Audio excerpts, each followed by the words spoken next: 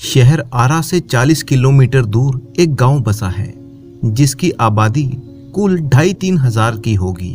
गांव में 3 प्रमुख स्थान हैं। गांव के पश्चिम के किनारे पर एक बड़ा सा तालाब, गांव के बीच में बरगद का पुराना वृक्ष और गांव की पूरब दिशा में ठाकुर जी का विशाल मंदिर, जिसे गांव के लोग ठाकुर बारी भी कहते हैं। इस गांव में ठाकुर बारी की स्थापना कब हुई, इसकी ठीक ठीक जानकारी किसी के पास नहीं है। लोग कहते हैं कि वर्षों पहले जब ये गांव पूरी तरह से बसा भी नहीं था, तब कहीं से एक संत आकर यहाँ पर झोपड़ी बनाकर रहने लगे थे। वो सुबह शाम ठाकुर जी की पूजा करते, लोगों से मांग कर खा लेते थे और हमेशा पूजा पाठ किया करते थे। गांव के लोगों ने चंदा इकट्ठा करके वहां ठाकुर जी का एक छोटा सा मंदिर बनवा दिया। फिर जैसे जैसे गांव में लोग बसते गए, आबादी बढ़ती गई और मंदिर का विस्तार होता गया। लोग ठाकुर जी के मंदिर में मनौती मनाते कि पुत्र हो जाए, मुकदमे में जीत जाए, लड़की की शादी हो जाए। और फिर जिसकी मनौती पूरी होती वो खुशी के मारे ठाकुर जी के पास रुपए, जेवर, अनाज आदि का ढेर लगा देते। अधिक खुशी होती तो ठाकुर जी के नाम अपने खेत का एक छोटा सा टुकड़ा लिख देते। ये परंपरा आज भी जारी है। धार्मिक लोगों की एक समिति है जो ठाकुर बारी की देखरेख और संचालन का काम करती है। प्रत्येक 3 साल के बाद एक महंत और पुजारी की नियुक्ति की जाती है। इसी गांव में रहते हैं हरिहर काका। हरिहर काका 4 भाई हैं, सबकी शादी हो चुकी है। हरिहर काका के अलावा सबके बाल बच्चे हैं। बड़े और छोटे भाई के लड़के काफी सयाने हो गए हैं, 2 की तो शादियां भी हो गई। उनमें से एक पढ़ लिख कर शहर में नौकरी करता है। लेकिन हरिहर काका को अपनी कोई औलाद नहीं है। भाइयों में हरिहर काका का नंबर दूसरा है। औलाद के लिए हरिहर काका ने 2 शादियां की। लंबे समय तक इंतजार करते रहे, लेकिन बिना बच्चे के उनकी दोनों पत्नियां स्वर्ग सिधार गई। लोगों ने तीसरी शादी करने की सलाह दी, लेकिन अपनी गिरती हुई उम्र और धार्मिक संस्कारों की वजह से हरिहर काका ने इनकार कर दिया। वो इत्मीनान और प्रेम से अपने भाइयों के परिवार के साथ रहने लगे। हरिहर काका के परिवार के पास कुल 60 बीघे खेत हैं। प्रत्येक भाई के हिस्से 15 बीघे पड़ेंगे। खेती बाड़ी पर ये लोग निर्भर हैं। शायद इसीलिए अब तक संयुक्त परिवार के रूप में ही रहते आ रहे हैं। हरिहर काका के तीनों भाइयों ने अपनी पत्नियों को ये सीख दे रखी थी कि वो हरिहर काका की अच्छी तरह से सेवा करें, समय पर उन्हें नाश्ता दें, किसी भी तरह की कोई तकलीफ उन्हें ना होने दें। कुछ दिनों तक तो हरिहर काका की खूब सेवा हुई, फिर उन्हें कौन पूछने वाला था। हरिहर काका के आगे बची खुची चीजें ही आती। कभी कभी तो हरिहर काका को रूखा सूखा खाकर ही संतोष करना पड़ता। अगर कभी हरिहर काका की तबीयत खराब हो जाती तो वे मुसीबत में पड़ जाते। इतने बड़े परिवार के रहते हुए भी उन्हें कोई पानी देने वाला नहीं था। सभी अपने अपने कामों में व्यस्त हो जाते। मर्द खेतों में चले जाते, औरतें हाल पूछने भी नहीं आती। दालान के कमरे में अकेले पड़े हरिहर काका को स्वयं उठकर अपनी जरूरतों को पूरा करना पड़ता। ऐसे वक्त में अपनी पत्नियों को याद करके हरिहर काका की आंखें भर आती। भाइयों के परिवार के प्रति उनका मोह भंग इसी समय शुरू हुआ था और फिर एक दिन विस्फोट ही हो गया। उस दिन हरिहर काका की सहन शक्ति जवाब दे गई। उस दिन शहर में काम करने वाले भतीजे का एक दोस्त गांव में आया था। उसी के आगमन के उपलक्ष्य में 2-3 तरह की सब्जियां, रायते, चटनी और बजके आदि बने थे। बीमारी से उठे हरिहर काका का मन स्वादिष्ट भोजन के लिए बेचैन था। मन ही मन में उन्होंने अपने भतीजे के दोस्त की सराहना की, जिसके बहाने उन्हें स्वादिष्ट भोजन खाने को मिलेगा। लेकिन बात बिल्कुल उल्टी हुई। सब लोगों ने खाना खा लिया, लेकिन उन्हें कोई पूछने तक नहीं आया। उनके तीनों भाई खाना खाकर खलिहान में चले गए। उन्हें लगा कि हरिहर काका ने तो पहले ही खाना खा लिया होगा। अंत में हरिहर काका को उनके भाई की पत्नी ने रूखा सूखा खाना लाकर दे दिया। हरिहर काका के बदन में जैसे आग सी लग गई। उन्होंने थाली उठाकर बीच आंगन में फेंक मारी। सारी बहुएं वहां पर आकर इकट्ठी हो गई। हरिहर काका गरजते हुए कहने लगे, समझ रही हो कि मुफ्त में खिलाती हो, तो अपने मन से ये बात निकाल देना। मेरे हिस्से के खेत की पैदावार इस घर में आती है, उसमें से 2-4 नौकर रख लूं तो आराम से जीवन बिता लूंगा। किसी चीज की कोई कमी नहीं होगी। मैं अनाथ और बेसहारा नहीं हूं। मेरे धन पर तो तुम सब मौज करती हो, लेकिन अब मैं तुम सबको बताऊंगा। जिस वक्त ये बोल रहे थे, उसी वक्त ठाकुर बारी के पुजारी जी उनके आंगन में बिराजे थे। वो वार्षिक उत्सव के लिए घी और शक्कर लेने के लिए आए थे। ठाकुर बारी में लौटकर उन्होंने सारी बात महंत जी को पूरे विस्तार से बता दी। महंत जी के कान खड़े हो गए। वो दिन उन्हें बहुत ही शुभ महसूस हुआ। उसी समय वे ठाकुर बारी से चल पड़े। संयोग अच्छा था, हरिहर काका के आंगन तक नहीं जाना पड़ा। रास्ते में ही हरिहर काका मिल गए। वे घर से निकलकर खलिहान की तरफ जा रहे थे, लेकिन महंत जी ने उन्हें खलिहान की ओर नहीं जाने दिया। अपने साथ ठाकुर बारी में वे उन्हें ले आए। फिर एकांत कमरे में उन्हें बैठाकर खूब प्रेम से समझाने लगे। हरिहर, यहाँ पर कोई किसी का नहीं है, सब माया का बंधन है। तू तो धार्मिक प्रवृत्ति का आदमी है। मैं समझ में नहीं पा रहा हूँ कि तू इस बंधन में कैसे फंस गया। ईश्वर की भक्ति में लगो, उसके सिवाय तुम्हारा कोई अपना नहीं है। पत्नी, बेटे, भाई, बंधु, ये सब स्वार्थ के साथी हैं। जिस दिन उन्हें लगेगा कि तुमसे उनका स्वार्थ सधने वाला नहीं है, उस दिन वे तुम्हें पूछेंगे तक नहीं। तुम्हारे हिस्से में 15 बीघे खेत है, उसी के चलते तुम्हारे भाई के परिवार तुम्हें पकड़े हुए हैं। तुम एक दिन कहकर तो देख लो कि तुम अपना खेत उन्हें ना दोगे, दूसरे दिन वो तुम्हें पूछेंगे तक नहीं। आज मैं तुमसे कहता हूँ कि तुम अपने हिस्से के खेत ठाकुर जी के नाम लिख दो, सीधे बैकुंठ को प्राप्त करोगे। तीनों लोक में तुम्हारी कीर्ति जगमगा उठेगी। जब तक सूरज चांद रहेंगे, तब तक लोग तुम्हें याद करेंगे। ठाकुर जी के नाम पर जमीन लिख देना तुम्हारे जीवन का महादान होगा। अपनी बाकी की जिंदगी तुम ठाकुर बारी में गुजारना, तुम्हें किसी चीज की कोई कमी नहीं होगी। हम तुम्हें सिर आंखों पर उठा कर रखेंगे। ठाकुर जी के साथ साथ तुम्हारी भी आरती होगी। भाई का परिवार तुम्हारे लिए कुछ नहीं करेगा। मैं अपने लिए तो तुमसे मांग नहीं रहा, तुम्हारा यह लोक और परलोक दोनों बन जाएंगे। हरिहर देर तक महंत जी की बातें सुनते रहे। महंत जी की बातें उनके मन में बैठती जा रही थी। वो सोचने लगे, ठीक ही तो कहते हैं महंत जी, कौन किसका है। 15 बीघे की खेत की फसल भाइयों के परिवार को देते हैं, तब तो उन्हें कोई नहीं पूछता। अगर कुछ ना दे तो क्या हालत होगी। उनके जीवन में तो ये स्थिति है, मरने के बाद कौन याद रखेगा। सीधे सीधे खेत हड़प कर जाएंगे। ठाकुर जी के नाम लिख देने से तो पुश्तों तक लोग उन्हें याद करेंगे। लेकिन दूसरा विचार ये आया कि भाई का परिवार भी तो अपना ही होता है, उनको ना देकर ठाकुर बारी को दे देना उनके साथ धोखा और विश्वासघात करना होगा। अपनी बात को समाप्त कर महंत जी उनकी प्रतिक्रिया जानने के लिए हरिहर की ओर देखने लगे। हरिहर काका ने मुंह से तो कुछ नहीं कहा, लेकिन उनके चेहरे पर साफ दिखाई पड़ता था। अपनी सफलता पर महंत जी बहुत ही खुश हुए।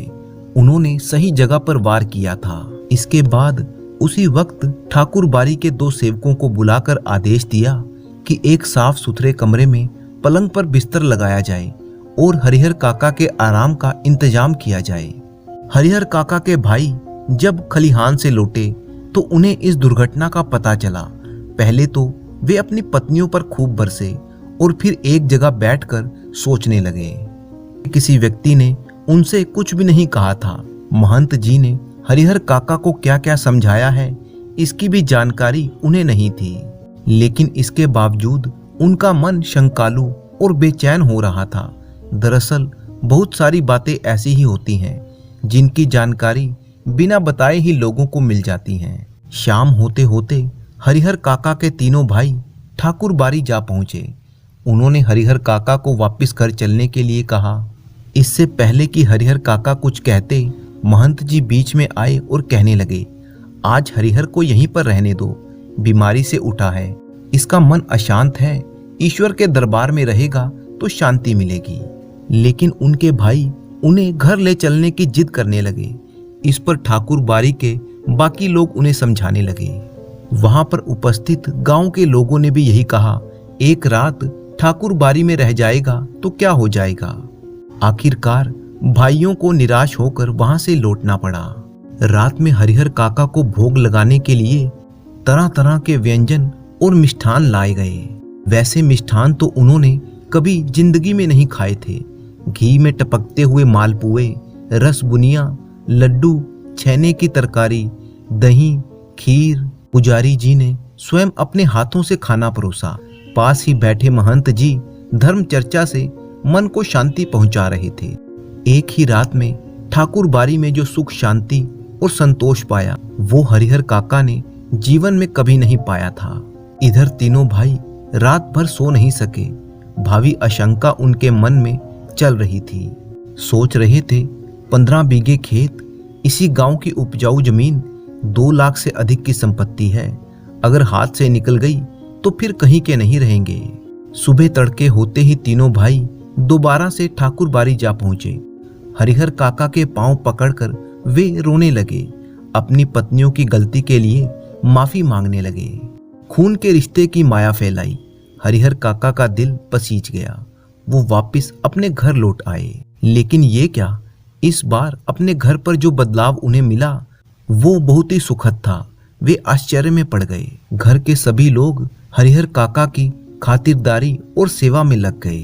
भाइयों की पत्नियां और बहुएं सभी उनकी सेवा में हमेशा तैयार थीं। हरिहर काका आराम से आंगन में पड़े रहते। जिस किसी चीज की इच्छा होती आवाज लगाते और वो वस्तु हाजिर हो जाती। वे समझ गए थे कि ये सब महंत जी के चलते हो रहा है। इसीलिए महंत जी के प्रति उनके मन में आदर और श्रद्धा और भी ज्यादा बढ़ गई थी। अगले दिन जंगल की आग की तरह ये सारी घटना पूरे गांव में खबर की तरह फैल गई। हर तरफ बस यही चर्चा थी कि हरिहर काका को अपनी जमीन का क्या करना चाहिए। कुछ लोग कहते कि हरिहर काका को अपनी जमीन ठाकुर जी के नाम लिख देनी चाहिए। लेकिन इससे उल्टा कुछ लोग ये कहते कि भाई का परिवार भी तो अपना ही परिवार होता है। अपनी जायदाद उन्हें ना देना उनके साथ अन्याय होगा। जितने मुंह उतनी बातें होती रहीं। ऐसा जबरदस्त मसला पहले कभी नहीं मिला था। इसीलिए लोग चुप नहीं रहना चाहते थे। अपने अपने तरीके से सभी लोग समाधान ढूंढ रहे थे। इधर सभी तरह की आशंकाओं से घिरे हुए हरिहर चाचा के भाई हरिहर काका से निवेदन करने लगे कि वे अपनी जमीन उन्हें लिख दें। उनके सिवाय उनका अपना है ही कौन। इस विषय पर हरिहर काका ने एकांत में काफी विचार किया। अंत में वे इस निष्कर्ष पर पहुंचे कि जीते जी अपनी जायदाद का स्वामी वो किसी और को नहीं बनाएंगे, चाहे वह अपना भाई हो या मंदिर का महंत ही क्यों ना हो। अपने गांव के इलाके में कुछ लोग ऐसे भी उन्हें याद आए जिन्होंने अपने जीते जी अपनी जायदाद अपने उत्तराधिकारियों को या किसी अन्य को लिख दी। लेकिन इसके बाद उनका जीवन कुत्ते का जीवन हो गया। उन्हें कोई पूछने वाला नहीं रहा।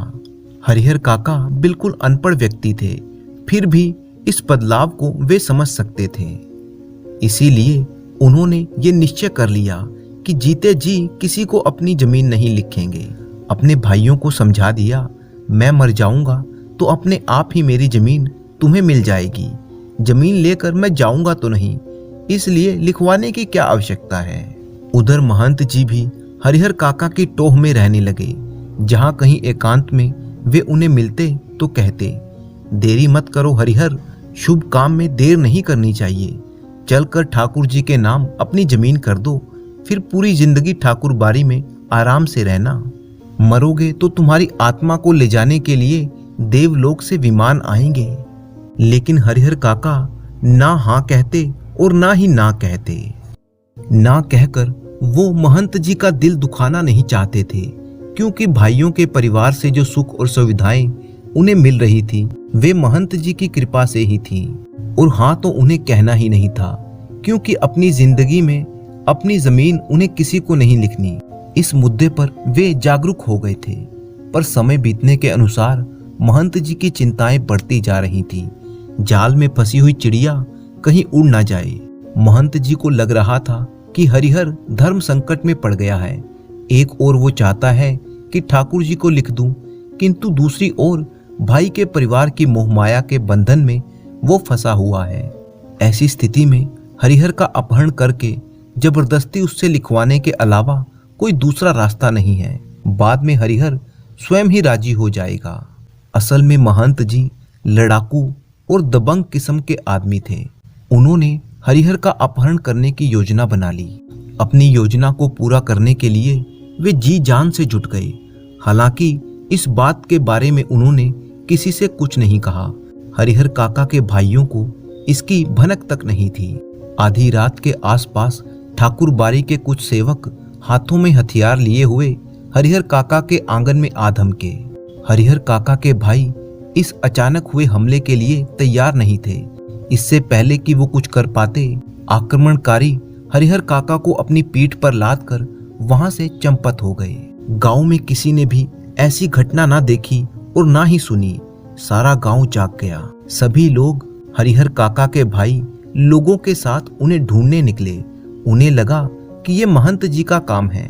वे दल बल के साथ ठाकुर बारी जा पहुंचे, लेकिन वहां पर खामोशी और शांति नजर आई। उन्हें लगा ये काम महंत जी का नहीं है, बाहर के डाकुओं का है।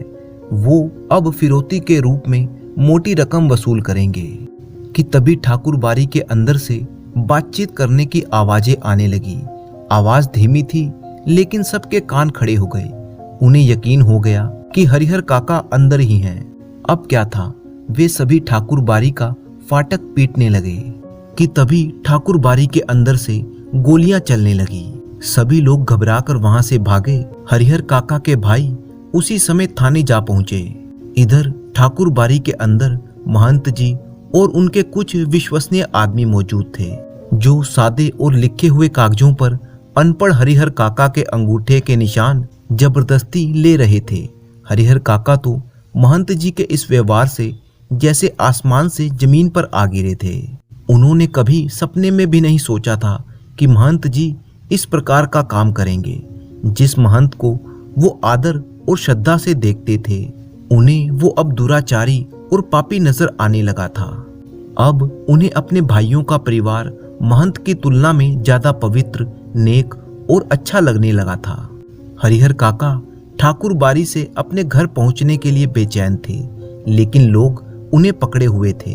महंत जी उन्हें समझा रहे थे, हरिहर, तुम्हारे भले के लिए ही ये सब हो रहा है। अभी तुम्हें लगेगा कि हम लोग तुम्हारे साथ जोर जबरदस्ती कर रहे हैं, लेकिन बाद में तुम समझ जाओगे कि जिस धर्म संकट में तुम पड़े थे, उससे उबारने के लिए बस यही एक रास्ता था। एक और ठाकुर बारी के भीतर जबरन अंगूठे के निशान लेने और पकड़कर समझाने का काम चल रहा था। दूसरी ओर हरिहर काका के तीनों भाई सुबह होने से पहले ही पुलिस की जीप के साथ ठाकुर बारी आ पहुंचे। पुलिस ने ठाकुर बारी का घेरा डाल लिया और सुबह होने की प्रतीक्षा करने लगे। हरिहर काका के भाइयों ने सोचा था कि जब वे पुलिस के साथ ठाकुर बारी पहुंचेंगे तो भी भीतर से हमले होंगे और ठाकुर बारी के अंदर के लोग रंगे हाथों पकड़े जाएंगे, लेकिन ऐसा कुछ भी नहीं हुआ।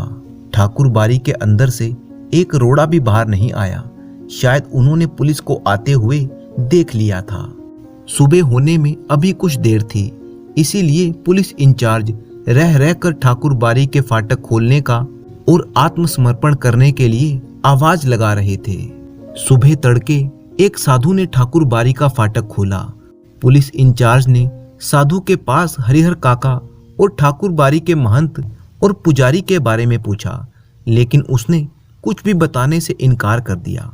पुलिस इंचार्ज ने उसे कई बार समझाया, डांट लगाई, धमकियां दी, लेकिन वो हर बार बस एक ही बात कहता, मुझे कुछ मालूम नहीं।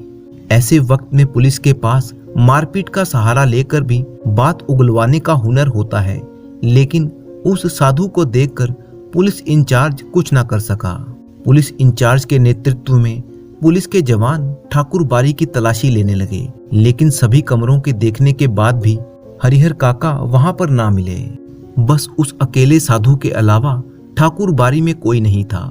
हरिहर काका के भाई चिंता, परेशानी और दुख के कारण आश्चर्य में घिरे हुए थे। ठाकुर बारी के महंत और बाकी लोग हरिहर काका को कहां लेकर भाग गए, अब क्या होगा। वे सोचने लगे। काफी पैसा खर्च करने के बाद पुलिस को साथ में लाए थे। पुलिस के आने के बाद वे गर्व महसूस कर रहे थे। उन्हें लगा था कि अब वे भाई को आसानी से घर ले जाएंगे और महंत और पुजारी को जेल भिजवा देंगे। लेकिन दोनों में से एक काम भी नहीं हुआ। ठाकुर बारी के जो कमरे खुले थे उनकी तलाशी तो ले ली गई। बाद में एक कमरा ऐसा था जिसके बाहर बड़ा सा ताला लगा था। पुलिस और हरिहर काका के भाई वहीं पर इकट्ठा हो गए। उस कमरे की चाबी मांगी गई तो साधु ने साफ मना कर दिया कि चाबी मेरे पास नहीं है।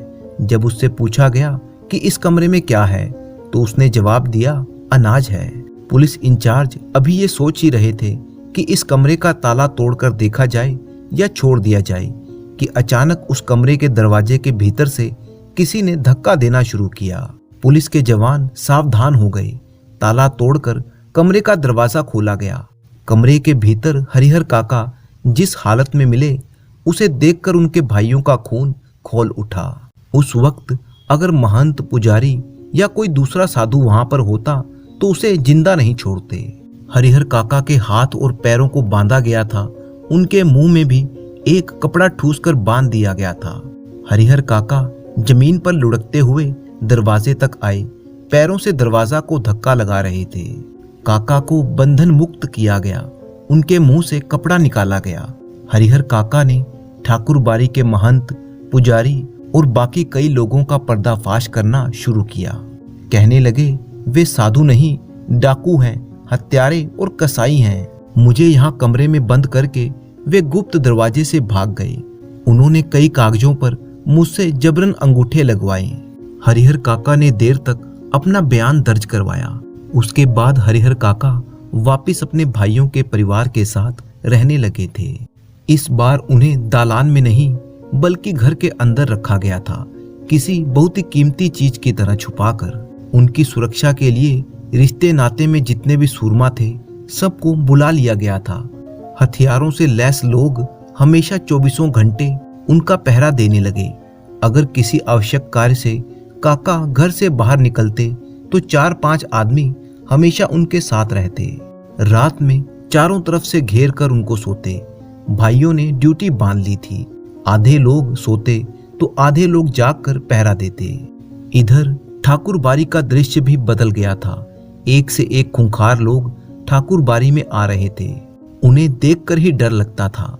गांव के बच्चों ने ठाकुर बारी की ओर जाना बंद कर दिया। हरिहर काका को लेकर गांव 2 वर्गों में बंट गया।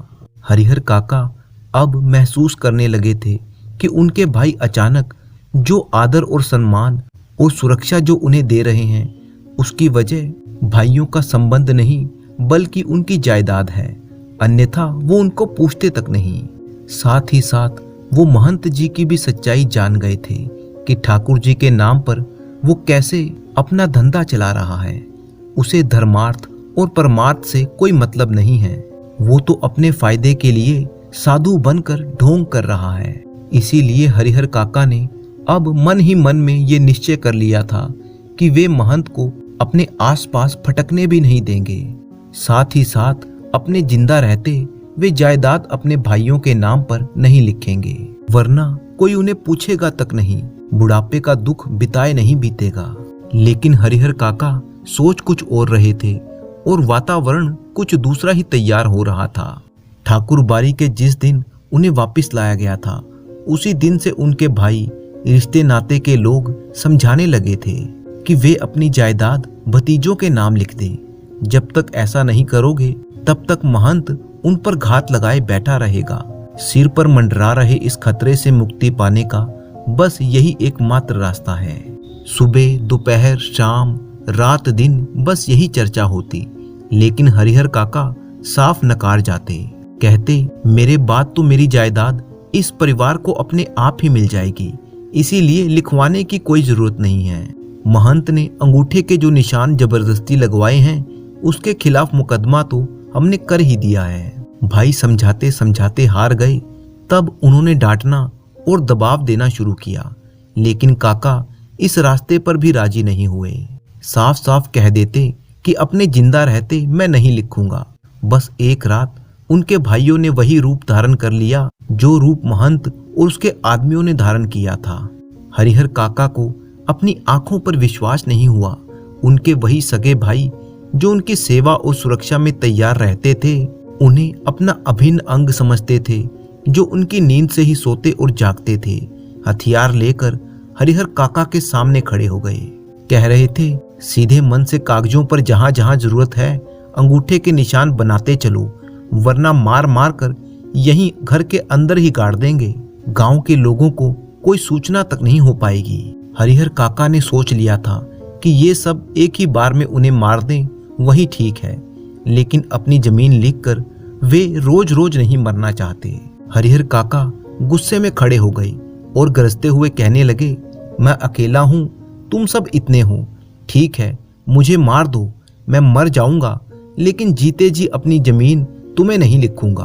तुम सब ठाकुर बारी के महंत से कुछ अलग नहीं हो, देखते हैं कैसे नहीं लिखोगे। लिखना तो तुम्हें पड़ेगा ही, चाहे हंसकर लिखो या रोकर। हरिहर काका के साथ उनके भाइयों की हाथापाई शुरू हो गई। हरिहर काका अब उस घर से निकलकर बाहर गांव में भाग जाना चाहते थे, लेकिन उनके भाइयों ने उन्हें मजबूती से पकड़ लिया। छुड़वाने की कोशिश में वे हरिहर काका को मारने लगे। अकेले हरिहर इतने सारे लोगों से लड़ने में सक्षम नहीं था, और फिर हरिहर काका जोर जोर से चिल्लाना शुरू कर देते हैं। अब भाइयों को होश आया कि उन्हें पहले मुंह बंद करना चाहिए था। उन्होंने उसी क्षण पटक कर उनके मुंह में कपड़ा ठूस दिया, लेकिन ऐसा करने से पहले काका की आवाज गांव में पहुंच गई थी। आस पड़ोस के लोग आंगन में जुटने लगे थे। ठाकुर बारी से जुड़े कुछ लोगों ने ये खबर महंत जी तक पहुंचा दी। महंत जी ने पूरी फुर्ती दिखाई और पुलिस के साथ वहां पर आ धमके। पुलिस के आने के बाद घर की तलाशी शुरू हुई और फिर हरिहर काका को उससे भी बदतर हालात में बरामद किया गया, जिस हालत में ठाकुर बारी में उन्हें बरामद किया गया था। रस्सियां खोलने के बाद और पुलिस की सुरक्षा पाने के बाद उन्होंने बताया कि उनके भाइयों ने उनके साथ बहुत ही जुल्म और अत्याचार किया। वे जबरन कागजों पर उनके अंगूठे के निशान ले रहे थे। उन्हें खूब मारा पीटा गया, यहाँ तक कि अगर थोड़ी देर तक पुलिस न आती तो वे उन्हें जान से मार देते। हरिहर काका को काफी चोटें आई थी। वे बहुत ही घबराए हुए लग रहे थे। उनका शरीर कांप रहा था। अचानक गिरकर वो बेहोश हो गए। मुंह पर पानी के छींटे लगाकर उन्हें होश में लाया गया। भाई और भतीजे तो पुलिस के आते ही चंपत हो गए थे। इस घटना के बाद हरिहर काका अपने परिवार से एकदम अलग रहने लगे। उनकी सुरक्षा के लिए 4 पुलिस के जवान तैनात कर दिए गए। हालांकि इसके लिए उनके भाई और महंत जी की ओर से काफी प्रयास किए गए। असल में भाइयों को ये चिंता थी कि हरिहर अकेले यहीं पर रहे तो कहीं पर जमीन महंत के नाम ना लिख दें, और महंत जी को ये चिंता थी कि अकेले और असुरक्षित हरिहर काका कहीं अपनी जमीन अपने भाइयों के नाम ना कर दें। हरिहर काका ने अपनी सुरक्षा के लिए पुलिस से मांग की, जिसका नतीजा ये हुआ कि उनकी सुरक्षा के लिए पुलिस के 4 जवान हमेशा तैनात रहने लगे। गांव के एक नेताजी जो ये चाहते थे कि हरिहर काका अपनी जमीन गांव में एक विद्यालय खोलने के लिए दान में दे दें, उस विद्यालय का नाम हरिहर उच्च विद्यालय रखा जाएगा। लेकिन हरिहर काका के ऊपर तो इसका भी कोई असर ना हुआ। नेताजी निराश होकर लौट गए। अब तो पूरे गांव में बस इसी बात पर चर्चा होने लगी कि हरिहर काका अपनी जमीन किसको देंगे। गांव में कई तरह की अफवाह उड़ने लगी। एक खबर ये आई कि महंत जी और हरिहर काका के भाई इस बात को लेकर दुखी हैं कि उन्होंने अंगूठे के निशान लेने के बाद हरिहर काका को खत्म क्यों नहीं कर दिया। दूसरी खबर ये आई कि हरिहर काका मरेंगे तो उनके दाह संस्कार के लिए महंत और हरिहर काका के भाइयों के बीच में खूब झगड़ा होगा।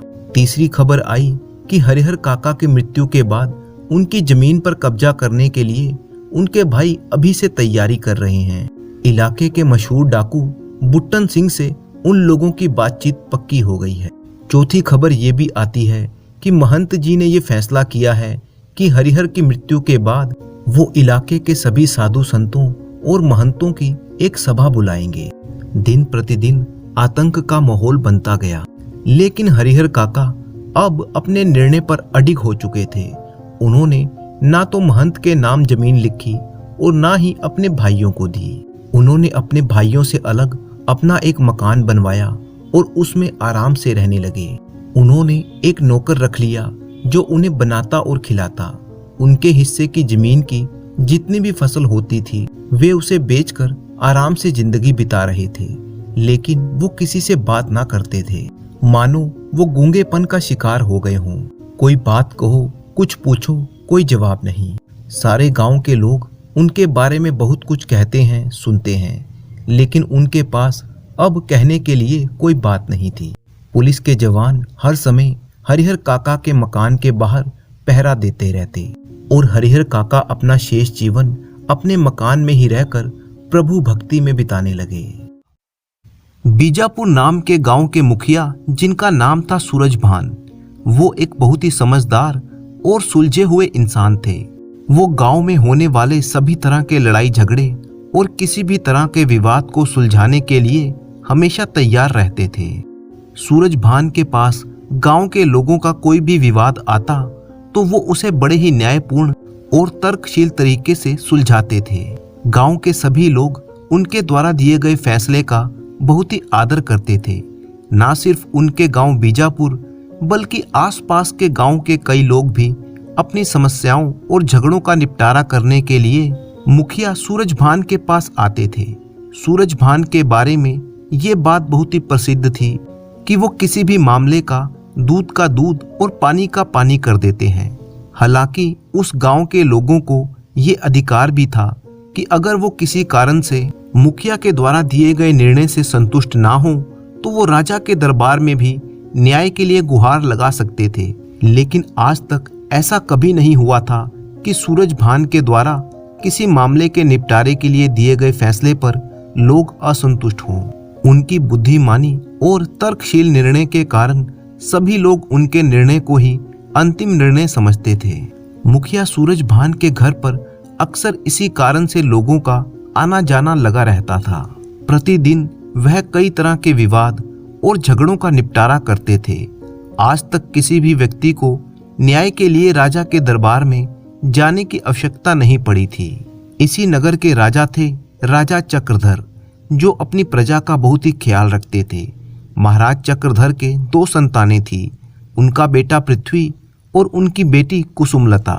महाराज चक्रधर ने अपनी प्रजा के कल्याण के लिए कई तरह की योजनाएं चला रखी थी। राजा चक्रधर के दरबार में एक से एक बढ़कर समझदार और बुद्धिमान मंत्री थे। इन्हीं में से एक था उनका न्याय मंत्री, जिसका नाम था चंद्रसेन। न्याय मंत्री चंद्रसेन बुद्धिमान होने के साथ साथ दूरदर्शी भी था। एक दिन की बात है, महाराज ने अपने न्याय मंत्री चंद्रसेन को कुछ परेशान देखा तो कहने लगे, क्या बात है न्याय मंत्री जी, हम पिछले कुछ दिनों से देख रहे हैं कि आप कुछ परेशान से नजर आ रहे हैं। क्या मैं जान सकता हूँ कि आपकी इस परेशानी का कारण क्या है? न्याय मंत्री कहने लगा, महाराज आपने बिल्कुल ठीक समझा, मैं पिछले काफी समय से परेशान हूँ। आप तो जानते ही हैं कि एक न्याय मंत्री के तौर पर मुझे हमारी प्रजा के झगड़ों और विवादों को सुलझाना पड़ता है। साथ ही साथ रोज कई तरह के अपराधियों से मेरा पाला पड़ता है। मैं आज तक अपने कार्य को पूरी ईमानदारी और निष्ठा से निभाता आ रहा हूँ, लेकिन पिछले कुछ महीनों से एक समस्या मेरे सामने आ रही है। राजा ने कहा, मंत्री जी आप तो स्वयं सारी प्रजा की समस्याएं दूर करते हैं, भला आप जैसे बुद्धिमान और विवेकशील आदमी को कौन सी समस्या आ गई? महाराज बात यह है कि जैसा कि आप जानते हैं कि अब लोग पहले से कहीं ज्यादा समझदार और सावधान रहने लगे हैं, लेकिन इसके साथ ही राज्य में अपराधों और विवादों की संख्या भी बढ़ने लगी है, जिसकी वजह से प्रतिदिन मेरी कचहरी में आने वाले मामलों की संख्या बढ़ती ही जा रही है। प्रतिदिन मुझे लगभग 20 से 25 विवाद और झगड़ों को सुलझाना पड़ता है। मैं अकेला व्यक्ति ऐसा करने में असमर्थ महसूस कर रहा हूँ, क्योंकि आजकल अपराधी भी बहुत ही चालाक हो गए हैं। मेरा पूरा दिन कचहरी में ही बीत जाता है, जिसके कारण ना तो मैं अपने परिवार को समय दे पा रहा हूँ। इसीलिए मैं चाहता हूँ कि आप मेरी सहायता के लिए एक न्याय अधिकारी की नियुक्ति कीजिए, ताकि प्रतिदिन आने वाले विवादों को तेजी से निपटाया जा सके। अपने न्याय मंत्री की ये समस्या सुनकर महाराज कहने लगे, आपने ठीक कहा न्याय मंत्री जी। सचमुच आजकल अपराधों की संख्या बढ़ने के कारण आपका काम भी बहुत ज्यादा हो गया है। मुझे आपके सहायक के तौर पर एक न्याय अधिकारी की नियुक्ति करने में कोई आपत्ति नहीं है। क्या आपकी नजर में कोई ऐसा व्यक्ति है जो इतना योग्य और बुद्धिमान हो कि वो बिना किसी पक्षपात के लोगों के झगड़ों का निपटारा कर सके? महाराज, हमारे ही राज्य के एक गांव बीजापुर में रहते हैं मुखिया सूरजभान। मैंने उनके बारे में काफी सुना है। वह अपने इलाके के सभी झगड़ों और विवादों का निपटारा बड़ी ही समझदारी और न्यायपूर्ण तरीके से करते हैं। मुझे लगता है कि वो न्याय अधिकारी के पद के लिए बिल्कुल उपयुक्त व्यक्ति हैं। राजा कहने लगा, ठीक है मंत्री जी, लेकिन मैं उनको न्याय अधिकारी नियुक्त करने से पहले उनकी परीक्षा लेना चाहता हूँ, उनको जांचना चाहता हूँ। आप मुझे 1 सप्ताह का वक्त दीजिए। मैं इस 1 सप्ताह में ही ये निर्णय करूँगा कि आपकी सहायता के लिए न्याय अधिकारी किसको नियुक्त किया जाए। साथ ही साथ मैं बीजापुर के मुखिया सूरजभान की न्याय की परीक्षा भी करूँगा। यदि वो मेरी परीक्षा में खरे उतरे तो उन्हें आपकी सहायता के लिए न्याय अधिकारी के रूप में नियुक्त कर दिया जाएगा। इसके बाद मंत्री अपने घर वापस लौट जाता है। अगली सुबह महाराज ने अपने राजसी वस्त्र त्याग दिए और एक साधारण से दिखने वाले ग्रामीण का वेश धारण कर लिया। महल से निकलकर वो अपने घोड़े पर सवार हुए और बीजापुर गांव की तरफ चल पड़े। राजधानी से बीजापुर गांव का रास्ता लगभग 20 मील था। जब महाराज अपने घोड़े पर सवार होकर बीजापुर की तरफ जा रहे थे कि तभी रास्ते में एक भिखारी उनके सामने आ खड़ा हुआ। अपना कटोरा आगे करके वो महाराज से भीख मांगने लगा। महाराज, जो कि स्वभाव से बड़े ही दयालु थे, उन्हें भिखारी पर दया आ गई। उन्होंने एक स्वर्ण मुद्रा अपनी जेब से निकालकर उसके कटोरे में रख दी। इसके बाद महाराज अपने घोड़े पर सवार आगे की तरफ बढ़ने लगे कि तभी उन्होंने महसूस किया कि शायद उनके पीछे पीछे कोई आ रहा है।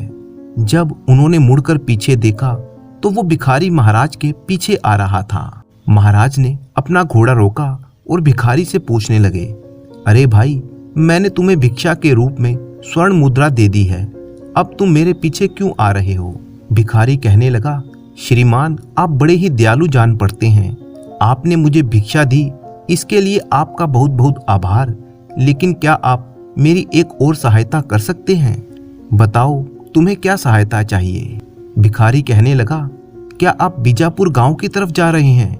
अगर ऐसा है तो आप मुझे भी अपने घोड़े पर बिठाकर लेते चलिए। मुझे भी बीजापुर गांव में ही जाना है। महाराज ने एक पल के लिए सोचा और फिर उस भिखारी को अपने घोड़े पर बिठा लिया। वे दोनों बीजापुर गांव की तरफ चलने लगे। दोपहर तक वो बीजापुर गांव में पहुंच गए। वहां पहुंचने के बाद दोनों घोड़े से उतर गए। तब राजा ने भिखारी की तरफ देखा और कहा, लो भाई, मैंने तुम्हें बीजापुर पहुंचा दिया। अब तुम्हें जहां भी जाना हो जा सकते हो। ये कहकर राजा अपने घोड़े को लेकर आगे बढ़ने लगा कि तभी वह भिखारी राजा पर चिल्लाते हुए कहने लगा, अरे दुष्ट आदमी, तुम इस घोड़े को लेकर कहां चल दिए? मेरे घोड़े को यहीं पर छोड़ दो। भिखारी की ये बात सुनकर महाराज को एक धक्का सा लगा। वह क्रोधित होकर उस भिखारी को देखने लगे और बोले, अरे तुम्हें क्या हो गया? अचानक तुमने इस घोड़े को अपना घोड़ा क्यों कहना शुरू कर दिया?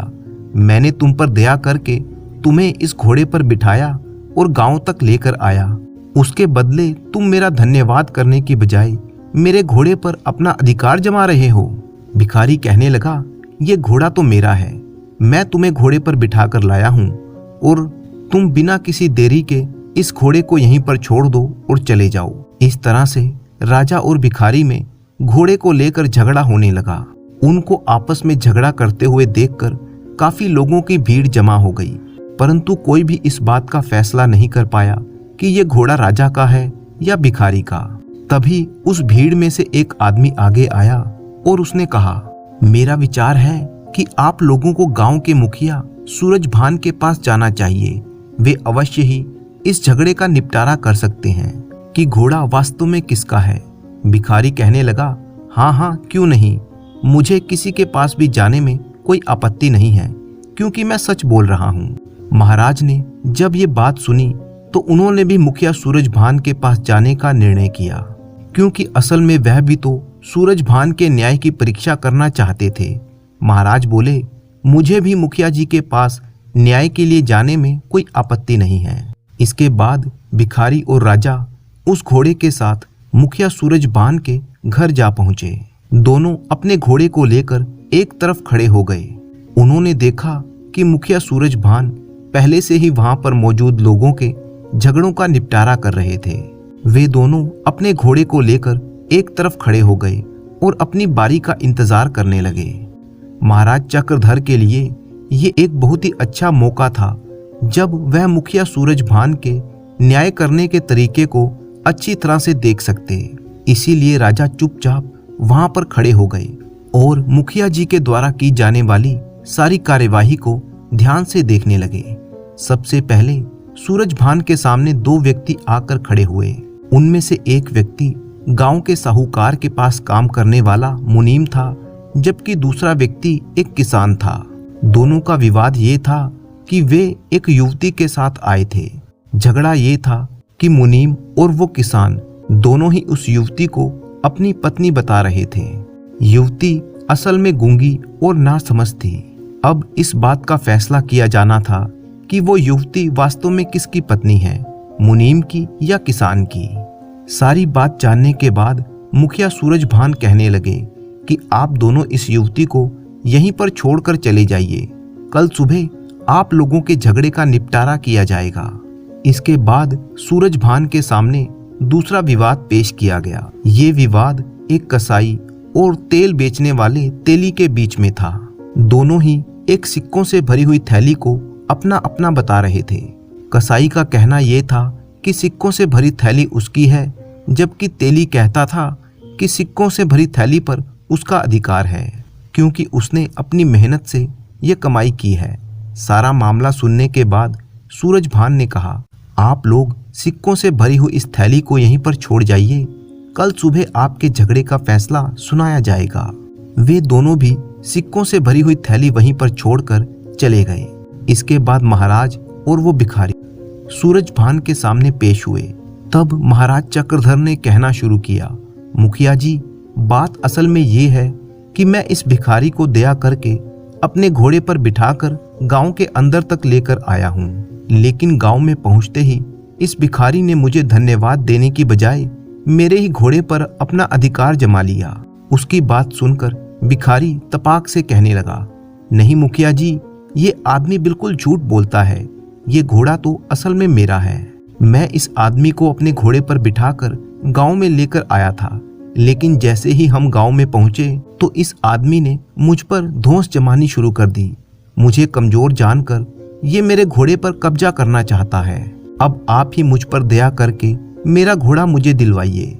मुखिया जी ने सूरजभान और उस भिखारी की बातों को बड़े ही ध्यान से सुना और फिर कहने लगे कि आप लोग अपना घोड़ा यहीं पर छोड़ दीजिए।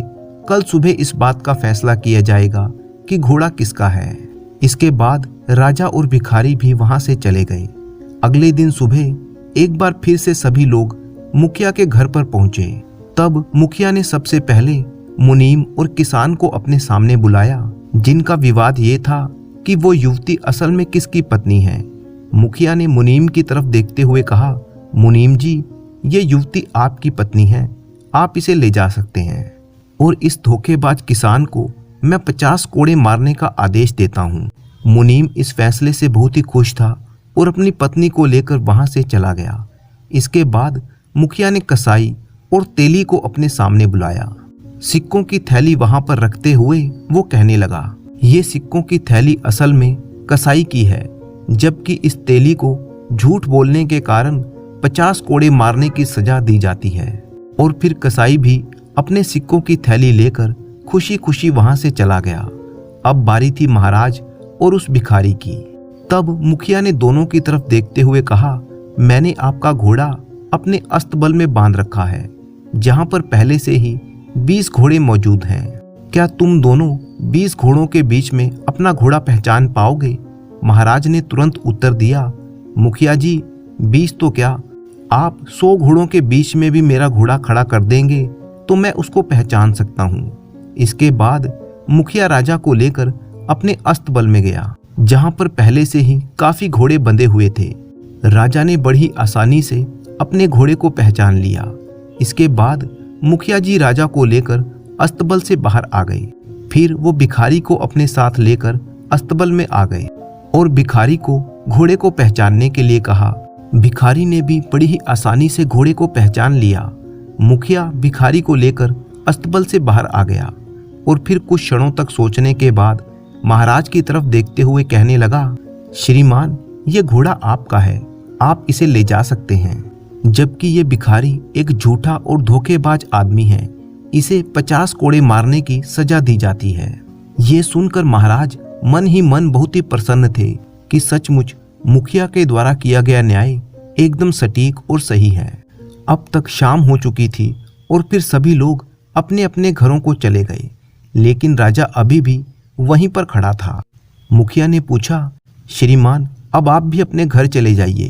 तो राजा कहने लगा, मुखिया जी, मैं तो सिर्फ ये जानने के लिए यहाँ पर खड़ा हूँ कि क्या आप मुझे बता सकते हैं कि आपने किस तरह से सभी झगड़ों का निपटारा किया। आखिर आप इतना न्यायपूर्ण और तर्कसंगत निर्णय कैसे लेते हैं।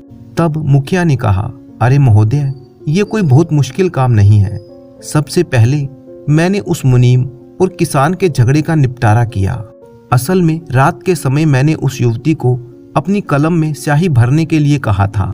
उसने बड़ी ही आसानी से ये काम कर दिया।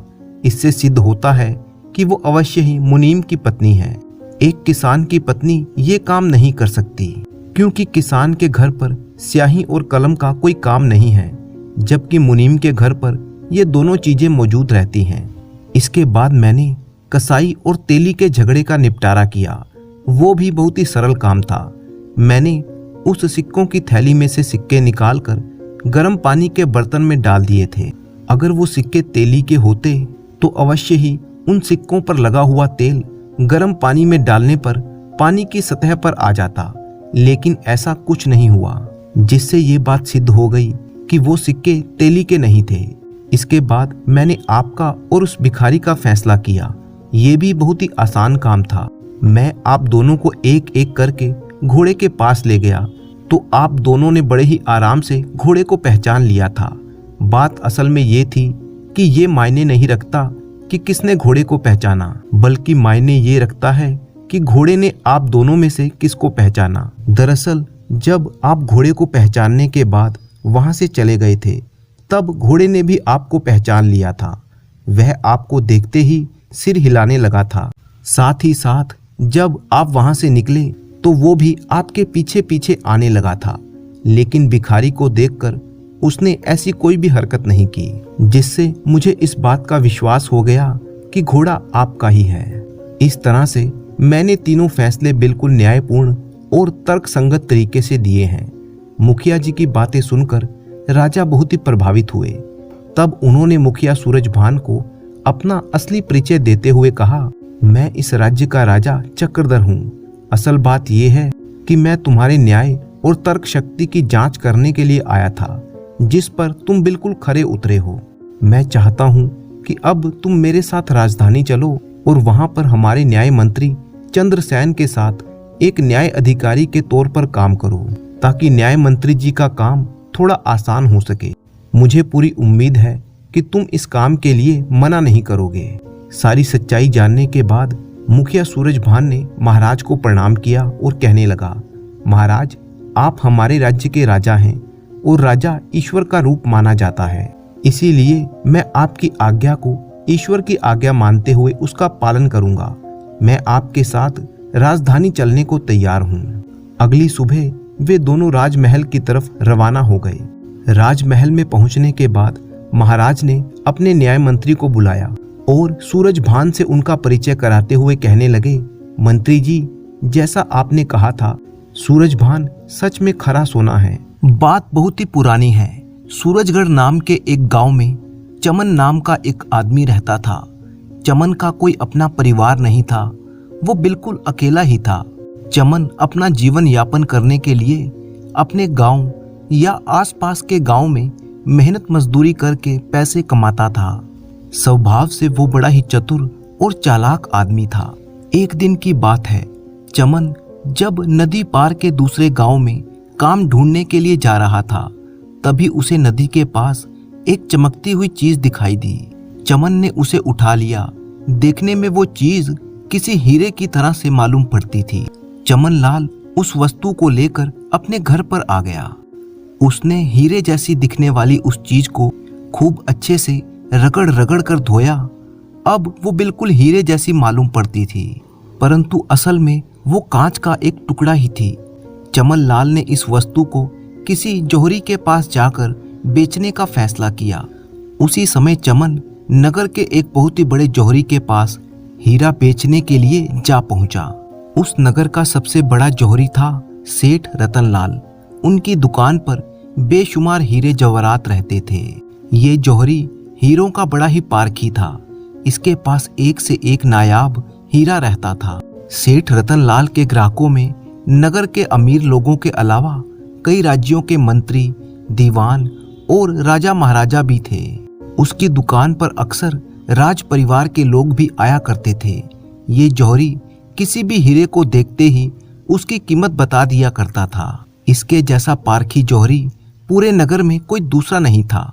जब चमन लाल जौहरी की दुकान पर पहुंचा तो कहने लगा, सेठ जी, मैं आपके लिए एक बहुत ही कीमती और नायाब हीरा लेकर आया हूँ। ये हीरा पिछली कई पुश्तों से हमारे खानदान ने संभाल कर रखा है।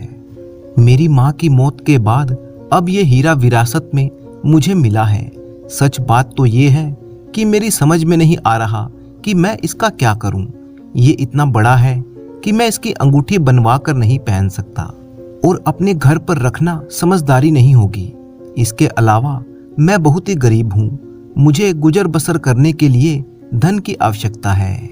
इसीलिए ये हीरा बेचने के लिए मैं आपके पास आया हूँ। सेठ ने जब ये सारी बातें सुनी तो वो कीमती हीरा देखने के लिए बेचैन हो गया। चमन लाल ने वो हीरा जौहरी के सामने रख दिया। जौहरी ने जैसे ही उस हीरे को देखा तो देखते ही वो हंसने लगा। जौहरी ने एक नजर में ही हीरे को पहचान लिया था कि ये हीरा नहीं बल्कि मात्र एक कांच का टुकड़ा था।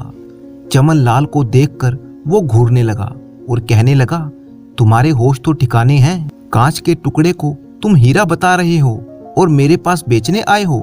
तेरी अकल घास चरने तो नहीं गई। ये सुनकर चमन लाल एक बार तो घबरा गया। वह मन ही मन में समझ गया था कि अगर सेठ इस हीरे को नकली बता रहा है तो ये जरूर कांच का टुकड़ा ही होगा, क्योंकि पूरे नगर में इसके जैसा पारखी जौहरी कोई नहीं है। फिर भी चमन लाल ऐसा बर्ताव करने लगा जैसे उस पर कोई झूठा इल्जाम लगाया गया हो। कहने लगा, अरे सेठ जी, मैं कसम खाकर कहता हूँ, सचमुच ये एक बहुत ही बेशकीमती हीरा है जो मेरे परदादा ने मेरे दादा को दिया, मेरे दादा ने मेरे पिताजी को और मेरे पिताजी ने मरते हुए मेरी माँ को दिया था। इस खानदानी निशानी को हमने बरसों तक संभाल कर रखा है। मेरे घरेलू हालात इस समय खराब हैं, इसीलिए मैं इस अनमोल हीरे को मजबूरी में बेच रहा हूँ। और मैं कौन सा कहता हूँ कि आप ही इस हीरे को मुझसे खरीद लीजिए। आपकी दुकान पर तरह तरह के ग्राहक आते रहते हैं। आप इस हीरे को अपने पास रख लीजिए। जब भी किसी ग्राहक को पसंद आए तो इसे बेचकर कीमत मुझे दे दीजिएगा। समय की कोई पाबंदी नहीं है। 1 महीने, 2 महीने, 4 महीने, 6 महीने, जब भी हीरा बिके मैं तब आकर पैसे ले जाऊंगा। क्या आप मेरे लिए इतना भी नहीं कर सकते? चमन लाल की बातें सुनकर जौहरी सोच में पड़ गया और फिर कुछ विचार करने के बाद उसने वो नकली हीरा अपने पास रख लिया और कहने लगा, अच्छा ठीक है, मैं इसे रख लेता हूँ, लेकिन ये तो बताओ कि इस हीरे को कितनी कीमत पर बेचूं? चमन लाल फौरन कहने लगा, कम से कम 10,000। जौहरी एक बार फिर से हंसने लगा और कहने लगा, अरे भाई, तुम्हारा ये हीरा 10,000 में कभी नहीं बिकेगा। खैर कोई बात नहीं, मैं तुमसे पक्का वायदा तो नहीं करता, लेकिन इस हीरे को मेरे पास छोड़ जाओ। अगर किसी ने ये मुझसे खरीद लिया तो मैं तुम्हें इसके पैसे दे दूंगा। चमन लाल ने वो हीरा सेठ के हवाले कर दिया और अपने गांव वापस लौट गया। 3 महीने गुजर गए, लेकिन चमन लाल का वो हीरा जौहरी के पास वैसे का वैसे ही पड़ा रहा। एक दिन किसी राजकुमारी का सेवक जौहरी की दुकान में आया और कहने लगा, कि वो अपने राज्य की राजकुमारी के कहने पर एक बहुत ही बेशकीमती हीरा खरीदने के लिए यहाँ पर आया है। राजकुमारी मोतियों की माला में हीरे को पिरोकर अपनी किसी सहेली को उपहार में देना चाहती है। अब क्योंकि पूरे नगर में तुम्हारे जैसा बड़ा और समझदार जौहरी कोई नहीं है, इसीलिए मैं सबसे पहले तुम्हारे पास आया हूँ। अपनी प्रशंसा सुनकर सेठ बहुत ही खुश हुआ। उसने राज दरबार के उस सेवक की खूब खातिरदारी की और फिर एक से एक बेशकीमती हीरा उसे दिखाने लगा। वो आदमी बड़े ही ध्यान से हीरों को देखता रहा और वाह वाह करता रहा, मगर अपने मतलब की कोई भी चीज उसे नजर नहीं आई। कोई हीरा महंगा था तो उसका आकार ठीक नहीं था। अगर किसी हीरे का आकार ठीक होता तो देखने में उसे पसंद नहीं आता। जो हीरा उसे पसंद आता तो उसकी कीमत बहुत ही कम होती। इस तरह से वो हीरे में कोई ना कोई कमी निकालता जा रहा था और सेठ से कहता कि सेठ जी कुछ और दिखाइए। इतने सारे हीरे दिखाकर सेठ अब थक चुका था। अब तो उसके पास कोई ऐसा हीरा नहीं बचा था जो उसने सेवक को नहीं दिखाया हो। अचानक उसे चमन लाल का दिया हुआ हीरा याद आया। एक बार तो वो हीरा दिखाते हुए सेठ के मन में शर्मिंदगी महसूस हुई कि वो नगर का सबसे बड़ा जौहरी होते हुए भी एक कांच के टुकड़े को हीरा बताकर दिखा रहा है, मगर इसके अलावा कोई और चारा भी नहीं था। जौहरी सेठ ये समझ चुका था कि इस आदमी को हीरों की कोई परख और समझ नहीं है, ये कोई अनाड़ी है। सेठ ने चमन लाल का दिया हुआ हीरा उस आदमी की तरफ बढ़ाया और कहने लगा, हजूर, मैं अपने सारे हीरे आपको दिखा चुका हूँ जो आपको पसंद नहीं आए। बस अब ये ही एक हीरा बचा है जो मेरे किसी दोस्त ने बेचने के लिए मेरे पास रखा है। आप इसे देख लीजिए, हो सकता है ये आपको पसंद आ जाए। उस नकली हीरे को देखते ही वो आदमी उछल पड़ा और कहने लगा, वाह वाह, क्या शानदार चीज निकाली है आपने, क्या चमक है, क्या नक्काशी है। मुझे तो ऐसी ही नायाब चीज की तलाश थी। हमारी राजकुमारी इस शानदार हीरे को देखकर खिल उठेगी। बताइए इस हीरे की क्या कीमत है, ताकि अभी के अभी सौदा पक्का हो जाए। सेठ इस आदमी की बेवकूफी पर मन ही मन बड़ा ही खुश हो रहा था। सोचने लगा, ये आदमी तो मुझे दिमाग से पैदल लगता है, जो इतने कीमती हीरों को छोड़कर इस कांच के टुकड़े को खरीदना चाहता है। जौहरी ने सोचा, अगर इस हीरे की कीमत कम बताऊंगा तो ये इसे सस्ता मानकर वापस रख देगा, क्योंकि ये राज दरबार से आया है। इसके लिए 10,000 कुछ भी नहीं होंगे। क्यों ना मैं इससे 20,000 मांग लूं। इनमें से 10,000 चमन लाल को दे दूंगा, बाकी मैं रख लूंगा। इस तरह से एक तीर से दो शिकार हो जाएंगे। कुछ सोचने के बाद सेठ ने कहा, हजूर, हीरे के मालिक ने इसकी कीमत 20,000 रखी है। ठीक है, कीमत तो ठीक है, मैं इसको खरीदने के लिए तैयार हूँ, मगर बात यह है कि मैं इतनी रकम अपने साथ नहीं लाया। इस वक्त तो मेरे पास सिर्फ 5,000 है। आप ऐसा कीजिए, सिर्फ 5,000 बयाने के तौर पर रख लीजिए। बाकी की रकम मैं एक हफ्ते के अंदर आपको देकर ये हीरा ले जाऊंगा। सेठ ने कहा, ठीक है, मुझे इसमें कोई एतराज नहीं है। तब सेवादार कहने लगा, ठीक है, तो सौदा पक्का, लेकिन जाने से पहले मैं एक बात कहना चाहूंगा।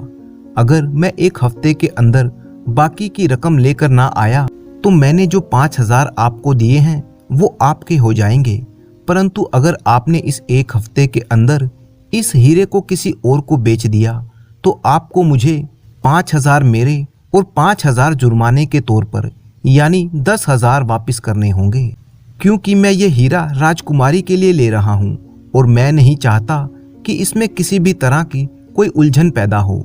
इसीलिए ये शर्त मैंने आपके सामने रखी है। मुझे लगता है हम दोनों के लिए ये शर्त बिल्कुल ठीक रहेगी। जौहरी कहने लगा, ठीक है, मुझे आपकी शर्त मंजूर है। आखिरकार इस शर्त को एक सौदे के रूप में लिख लिया गया। दोनों ने उस पर हस्ताक्षर किए और फिर वो आदमी 5,000 देकर वहां से चला गया। अब सेठ के मन में लड्डू फूट रहे थे। वह खुद को बड़ा ही खिलाड़ी समझ रहा था और उस आदमी को अनाड़ी, जिसकी वजह से उसे इतना मुनाफा होने जा रहा था, वो भी बिना किसी मेहनत के। 2 दिन बाद की बात है। जौहरी अपनी दुकान पर बैठा हुआ था कि तभी चमन लाल वहां से गुजरा। सेठ को बैठा हुआ देखकर वो दुकान में आ गया। हालचाल पूछने के बाद वो कहने लगा, सेठ जी, मेरी दी हुई अमानत आपके पास कई महीने से पड़ी हुई है। अगर वो हीरा आपने बेच दिया है तो उसकी रकम मुझे दे दीजिए, और अगर आपने उसे नहीं बेचा तो वो हीरा मुझे वापस दे दें। मैंने सुना है कि नगर में किसी राजकुमारी का कोई सेवादार यहाँ पर आया हुआ है जिसे बेशकीमती हीरे की तलाश है। हो सकता है मेरा हीरा उसे पसंद आ जाए, वह उसे खरीद ले। चमन लाल ने जब ये बात कही तो जौहरी के ऊपर मानो बिजली सी गिर पड़ी। उसके होश ही उड़ गए। सोचने लगा कि अब वो क्या करे। अगर चमन लाल को वो ये बता दे कि उसका हीरा राजकुमारी के सेवक को वो पहले ही बेच चुका है तो किसी न किसी तरह से वो ये बात जान जाएगा कि सौदा 20,000 में तय हुआ है, और फिर उसको पूरी रकम चमन को देनी होगी। और अगर मैंने पूरी रकम इसे नहीं दी तो ये शहर में उसकी बदनामी कर सकता है। इस तरह से मेरी बरसों की इज्जत मिट्टी में मिल जाएगी और फिर मेरे पास कोई हीरे खरीदने के लिए नहीं आएगा। अगर उसने चमन लाल को उसका हीरा वापस दे दिया तो राजकुमारी के सेवादार को 10,000 जुर्माने के तौर पर देने पड़ेंगे। अच्छी तरह से सोचने के बाद जौहरी ने इस मुश्किल से निकलने की एक तरकीब निकाली और कहने लगा, भाई, मुझे तुम्हारा हीरा परखने में कुछ गलती हो गई थी। जब बाद में मैंने तुम्हारे हीरे को देखा तो सचमुच वो बहुत ही कीमती है, इसीलिए अब मैं तुम्हारा हीरा खरीदना चाहता हूँ। ये सुनकर चमन लाल खुशी से उछल पड़ा। क्या सचमुच तुम उस हीरे को खरीदना चाहते हो? लेकिन तुम तो उस हीरे को कांच का टुकड़ा बता रहे थे। अरे भाई, मुझे कुछ गलत फहमी हो गई थी, लेकिन अब बात मेरी समझ में आ चुकी है। अच्छा, तो अब मेरे उस हीरे की क्या कीमत दोगे तुम? वही जो तुम मांग रहे थे, यानी 10,000। लेकिन एक बार सोच लो, बाद में किसी से ये मत कहना कि सेठ ने तुम्हें लूट लिया। नहीं नहीं, ऐसी कोई बात नहीं है। मैं अपनी मर्जी से ये हीरा आपको बेच रहा हूँ। ये सुनकर सेठ बहुत ही खुश हुआ। उसने अपनी तिजोरी से 10,000 निकालकर चमन लाल के हाथ पर रख दिए। चमन लाल ने सिक्कों की थैली अपने जेब में रखी और वहां से चलता बना। अब सेठ की समस्या का समाधान हो चुका था। उसे चमन लाल के भोलेपन पर बड़ी ही हैरानी हो रही थी कि किस तरह से सिर्फ 10,000 में वो मान गया। सेठ बहुत ही खुश हो रहा था। अपने भाग्य और बुद्धि पर उसे बड़ा ही गर्व महसूस हो रहा था। इस हीरे को बेचकर होने वाले मुनाफे के बारे में सोचकर सेठ की आंखें चमक रही थीं। इतना धनवान होने के बावजूद भी असल में सेठ बहुत ही लालची था। उसे ज्यादा से ज्यादा धन इकट्ठा करने का लालच था। अब सेठ राजकुमारी के सेवादार के आने का इंतजार करने लगा। उसके द्वारा दी गई 7 दिन की अवधि भी अब पूरी हो चुकी थी, लेकिन सेवादार वापस नहीं आया। जौहरी कुछ दिन और उसका इंतजार करता रहा, लेकिन राजकुमारी के सेवादार को ना तो आना था और ना ही वो वापस आया। हालांकि सेवादार के द्वारा दिए गए 5,000 सेठ के पास आ चुके थे, लेकिन एक मामूली कांच के टुकड़े के लिए चमन लाल को सेठ 10,000 दे चुका था। अब सेठ बहुत ही दुखी था कि उसे बैठे बिठाए 5,000 का घाटा हो चुका था। जब कई महीनों तक सेवादार वापस नहीं आया और ना ही चमन लाल कहीं दिखाई दिया, तो सेठ के मन में आया कि वो कोतवाल के पास जाकर इसकी शिकायत कर दे। परंतु सोचने लगा कि ऐसा करने पर बाजार और नगर में उसकी बदनामी हो जाएगी कि किस प्रकार वो खुद एक नकली हीरा खरीदकर उसे बेचना चाहता था। साथ ही साथ ये बात भी फैल जाएगी कि इतने बड़े और पारखी जौहरी को एक अनपढ़ देहाती बेवकूफ बना गया। इस तरह से उसकी सारी इज्जत और शोहरत मिट्टी में मिल जाएगी। वह अपना मन महसूस कर रह गया।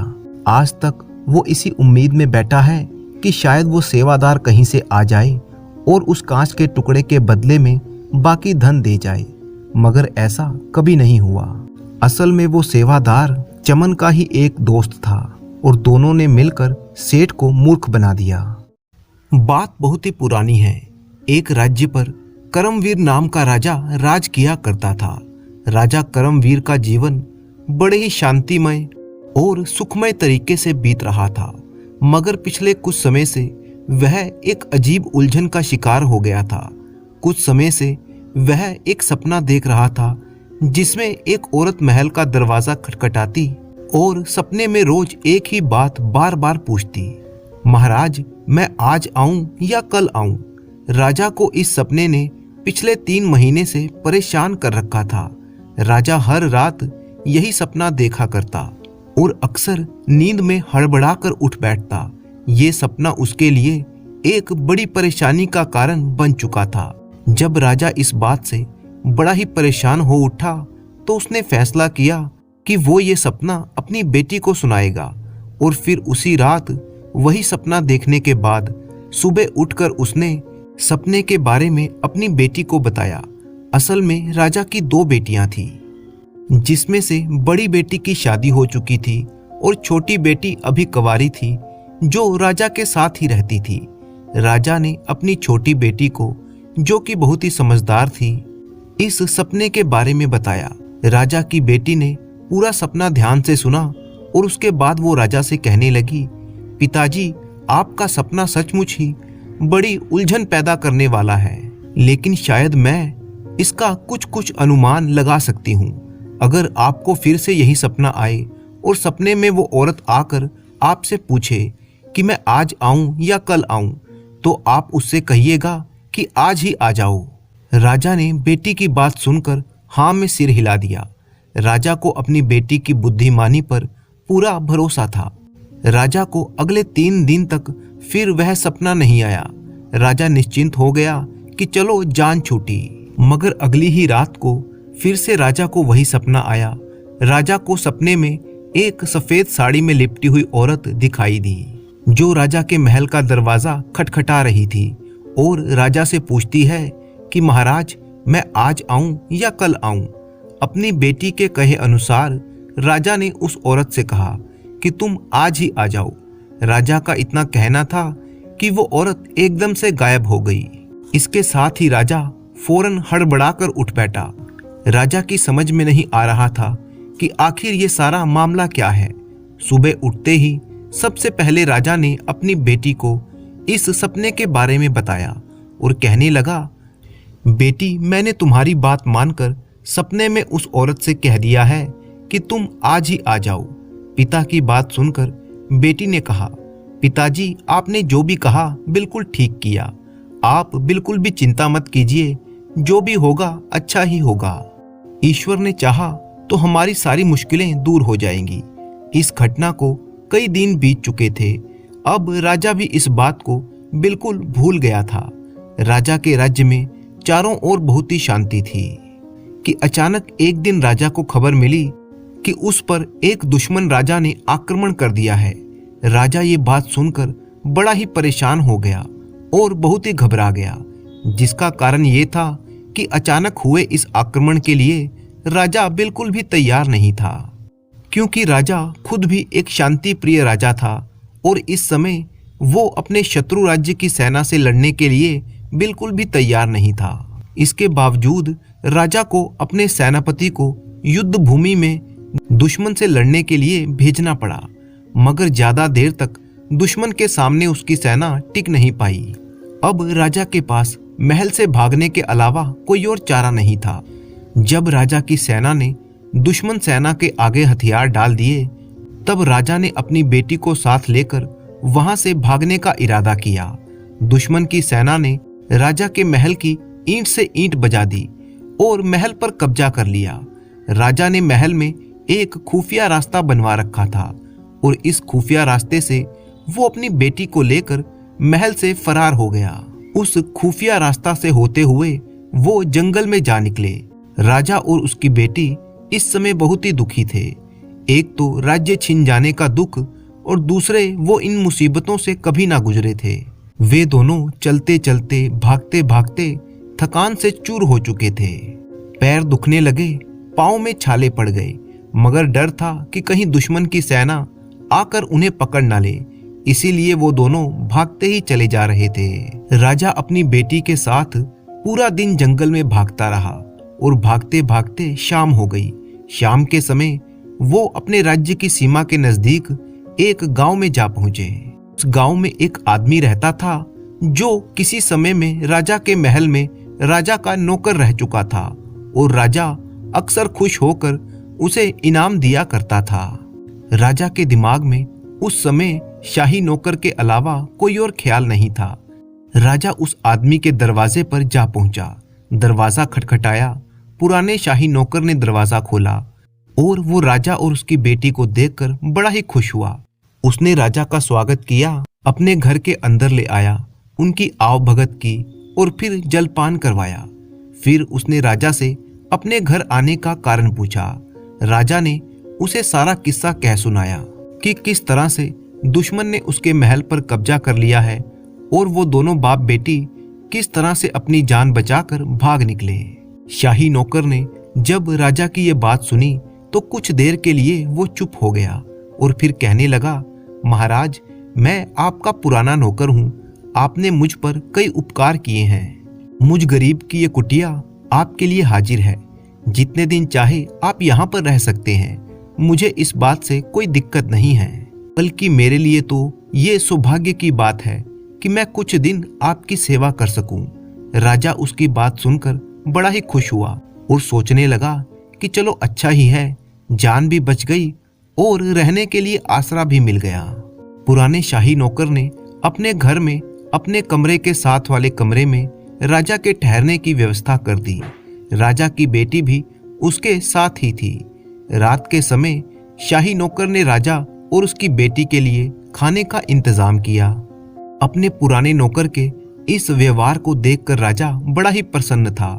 रात के समय जब राजा सोने के लिए गया तो उसे नींद नहीं आ रही थी। उसके दिमाग में कई विचार चल रहे थे। राजा को अपना महल और राजपाट याद आ रहा था। वो सोचने लगा कि कल तक मेरे आगे पीछे नौकर चाकर दास दासियां घूमते रहते थे, मेरी सेवा में हाजिर रहते थे। आज हालत ये है कि एक गांव में अपने पुराने नौकर के घर मैं पड़ा हूँ और उसी की दया पर गुजारा कर रहा हूँ। राजा के दिमाग में अभी ये विचार चल ही रहे थे कि तभी अपने साथ वाले कमरे से उसे कुछ आवाज सुनाई दी। राजा हैरान था कि रात के समय में ये कौन बातें कर रहा है। राजा का चौंकना अपनी जगह पर ठीक भी था। बातें करने की आवाज साथ वाले कमरे से आ रही थी। फिर राजा दीवार से कान लगाकर ध्यान से बातें सुनने लगा। आवाज से पता चला कि राजा का पुराना नौकर किसी से कह रहा था कि ये मुसीबत अब न जाने कितने दिन तक हमारे यहाँ पर रहेगी। ये अब राजा नहीं है बल्कि भिखारी हो चुका है। राजा को उसकी बात सुनकर बड़ा ही दुख हुआ। तभी जवाब में किसी औरत की आवाज सुनाई दी, जो निश्चित ही नौकर की पत्नी की आवाज थी। वो कहने लगी, अगर ये भिखारी हो चुका है तो इसे घर में क्यों ठहरा रखा है। नौकर ने जवाब दिया, इस आदमी का मैंने नमक खाया है, इसके मुझ पर कई उपकार हैं, बस यही सोचकर मैंने इसे अपने घर में आसरा दिया है। पत्नी ने कहा, तो फिर इन्हें जल्दी से जल्दी 2-4 दिन में ही यहाँ से चलता करो। हम उनकी और मेहमान नवाजी नहीं कर सकते क्योंकि हम खुद भी बहुत तंगी में जीवन गुजार रहे हैं। बस बाबा, मैं इससे ज्यादा उनकी सेवा नहीं कर सकती। नौकर ने कहा, अरे भाग्यवान, कुछ सब्र से काम लो, इन्हें चलता करने में कुछ समय लगेगा। एकदम से धक्के देकर तो इन्हें नहीं निकाल सकता। 1-2 दिन की बात है, उसके बाद मैं कुछ ऐसा बहाना बनाऊंगा कि राजा को यहाँ से जाना ही पड़ेगा।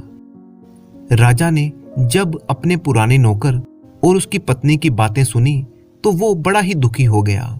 ये वही नौकर था जिसे राजा छोटी छोटी बातों पर इनाम दिया करता था। अब वो गिरगिट की तरह अपना रंग बदल रहा था। राजा मायूस होकर बैठ गया। वो जानता था कि अब उसके बुरे दिन शुरू हो चुके हैं और ये पुराना नौकर भी उससे आंखें फेर रहा है। परंतु फिर उसने सोचा कि इसमें नौकर का कोई कसूर नहीं है, दुनिया इसी का नाम है। दुख के कारण राजा की आंखों में आंसू आ गए। उस रात वो सो नहीं पाया।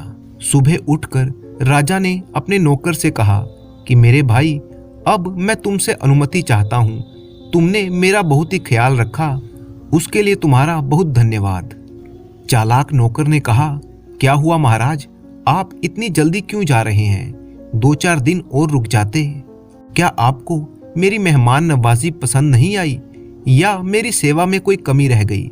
राजा ने मुस्कुराकर उसकी तरफ देखा और कहने लगा, नहीं भाई, ऐसी कोई बात नहीं है। तुमने तो मेरी खूब सेवा की है, बस अब मैं यहाँ रुकना नहीं चाहता। फिर राजा ने उससे कहा कि मुझे भेष बदलने के लिए कुछ कपड़े चाहिए होंगे, बस तुम उनका इंतजाम करवा दो, क्योंकि मैं यहाँ से हुलिया बदल कर जाना चाहता हूँ ताकि कोई मुझे पहचान ना सके। ये बात सुनकर नौकर मन ही मन में बड़ा खुश हुआ और सोचने लगा कि चलो अच्छा हुआ मेरी जान छूटी। अब ज्यादा दिन राजा को अपने घर में नहीं रखना पड़ेगा, कहीं ऐसा ना हो कि दुश्मन की सेना राजा को तलाश करते हुए यहाँ पर आ जाए और राजा के साथ साथ मुझे भी पकड़ कर ले जाए। नौकर ने राजा के लिए कपड़ों का इंतजाम कर दिया। राजा ने अपना भेष बदल लिया और फिर राजा और उसकी बेटी नौकर के घर से निकल पड़े। सफर करते करते वे लोग अपने राज्य की सीमा पर आ गए और फिर एक बड़े से नगर में जा पहुंचे। उस नगर का नगर सेठ राजा का बहुत ही अच्छा मित्र था। राजा ने सोचा क्यों ना उसी से सहायता ली जाए और राजा उसकी हवेली पर जा पहुंचा। राजा ने हवेली के दरबानों से कहा कि नगर सेठ से मुलाकात करनी है। जब राजा और उसकी बेटी नगर सेठ के सामने पहुंचे तो नगर सेठ राजा को पहचान ना सका, क्योंकि राजा ने अपना हुलिया बदला हुआ था। लेकिन राजा की बेटी को उसने पहचान लिया और फिर राजा ने सारी बात नगर सेठ को बताई। सारी बात जानकर सेठ ने राजा को अपनी हवेली में बड़े ही सम्मान के साथ ठहरने के लिए जगह दे दी। अपने इतने बुरे समय में अपने दोस्त नगर सेठ की आवभगत से राजा बड़ा ही खुश हुआ। नगर सेठ ने कहा, महाराज, मैं आपके अच्छे और बुरे दोनों वक्त का साथी हूँ। ये आपकी अपनी हवेली है, आप जितने दिन चाहे रहें। राजा को नगर सेठ का मेहमान बने हुए 1 सप्ताह बीत चुका था। राजा मन ही मन में बड़ा ही खुश था कि नगर सेठ उसकी दोस्ती का फर्ज अदा कर रहा था। लेकिन एक दिन बड़ी ही विचित्र बात हो गई। नगर सेठ की पत्नी को मिर्गी का दौरा पड़ गया। सेठ की पत्नी पहले तो अच्छी भली थी, लेकिन अचानक ही उसे मिर्गी के दौरे पड़ने लगे। नगर सेठ बेचारा घबरा गया। उसने तुरंत ही अच्छे से अच्छे वैद्य और हकीमों को बुलाना शुरू किया। वैद्य और हकीम अपनी कोशिश में नाकाम रहे, क्योंकि नगर सेठ की पत्नी की तबीयत बिगड़ती ही जा रही थी। कुछ दिन बीते तो सेठ की पत्नी की तबीयत कुछ संभलने लगी, लेकिन फिर कुछ दिन के बाद उसे मिर्गी के दौरे पड़ने लगे।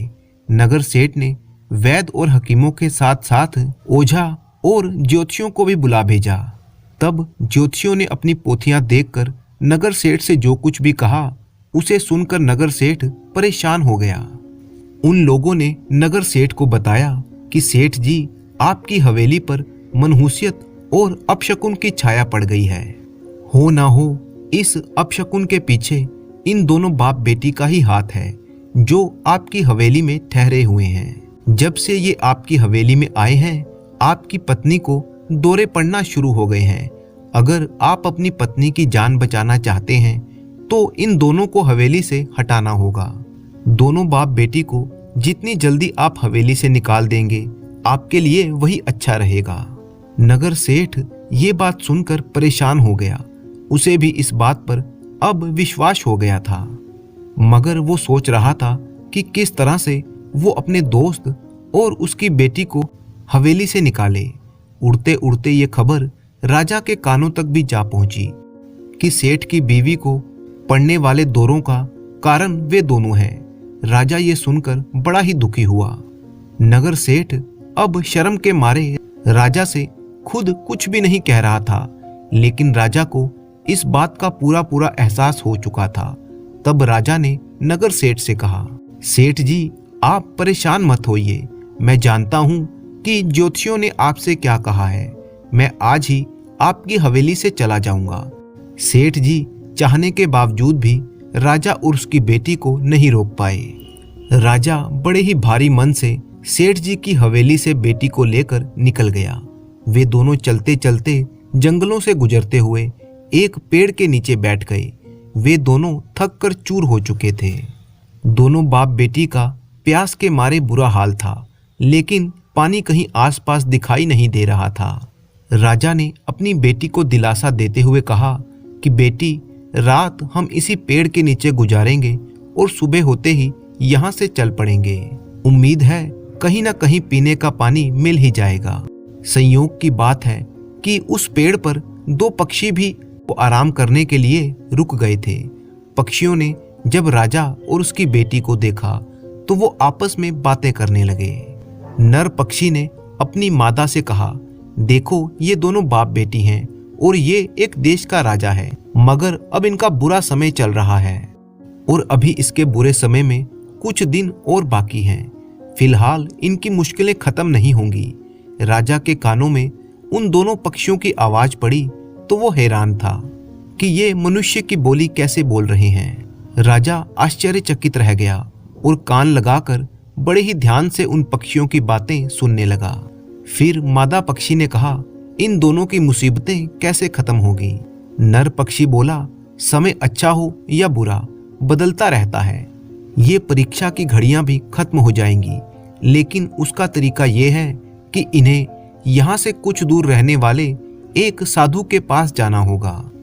उसके आशीर्वाद से ही इन दोनों का बुरा वक्त खत्म हो सकता है। राजा जो उन दोनों की बातें सुन रहा था सोचने लगा, इसमें जरूर ईश्वर की कोई इच्छा छिपी हुई है। सुबह होने पर उसने अपनी बेटी को सारी बात बताई। उसकी बेटी मुस्कुराने लगी और फिर राजा ने कहा, हमें अवश्य ही उस साधु की कुटिया ढूंढनी चाहिए जिसके पास हमारी मुश्किलों का उपाय है। वे दोनों काफी देर तक उस जंगल में इधर उधर साधु की कुटिया को ढूंढते रहे, मगर उन्हें वहां पर कोई भी साधु या उसकी कुटिया दिखाई नहीं दी। वे निराश होकर आगे की तरफ बढ़ने लगे।